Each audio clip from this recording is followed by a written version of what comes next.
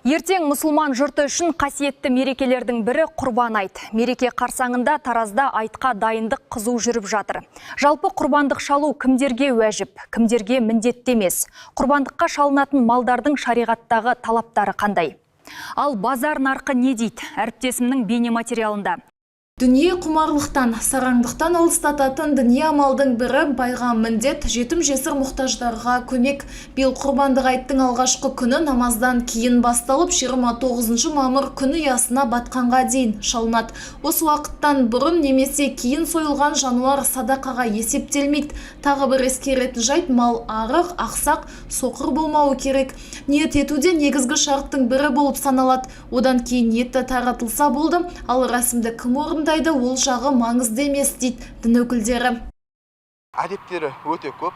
Бірінші құрбандықты құблаға қаратып жатқызу, және пышағы өткір болуы, оны қинамауы, құрбандықтың көзінше жалаңдатып пышақ қайрамауы, сол секілді бірнеше әдептері бар. Және шариғат талаптарына сай бисмилля Аллаху акбар деп дұғасын айтып, ниетін білдіріп, солай шалуы қажет. Айт кезінде қалтасын қампитып алуға тырысатындар табылады. Алайда жеке кәсіпкер Асқарбек Сәдібекұлы биыл шөп жегін мал күйлі, сондықтан баға шарықтамады дейді.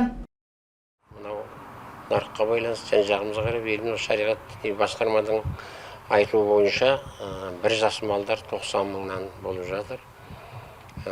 2 жасар сектер 100 мың, 110 мыңнан болып жатыр бізде. 3 жасар саулық сектер 120 мыңнан болып жатыр. Бұл жерде толық әрекет жасалынады. Сойып, үшке бөліп, жіліктеп жасап беріп жатырмыз. Айта кетері, 3 күнге созылатын Құрбан айтта жағдайы келген мұсылманға құрбандық шалу міндет.